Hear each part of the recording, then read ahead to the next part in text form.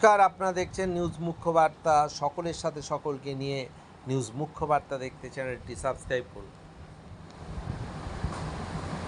জুনাগড়া রাষ্ট্রীয় সচিব শ্রী মহন্ত রঞ্জিতানন্দ গিরিজি মহারাজের ঐকান্তিক প্রচেষ্টায় এবং ওনার অনুপ্রেরণায় ত্রিপুরার রানীর বাজারের কুম্ভতীর্থে কুম্ভকালী মায়ের উদ্বোধন হবে আগামী 11ই আগস্ট। ওই দিন অনুষ্ঠিত হবে মায়ের অভিষেক। সেই উপলক্ষে আজ ত্রিপুরার বিভিন্ন তীর্থক্ষেত্র থেকে জল সংগ্রহ করলেন এলাকার বিশিষ্ট সমাজসেবী এবং ভক্ত কৃষ্ণ দেবনাথ।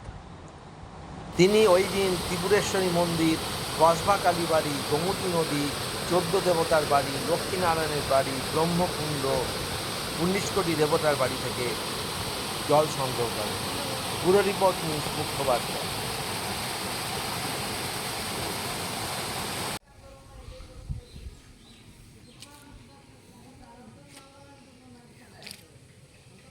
जय बोलो शंकर।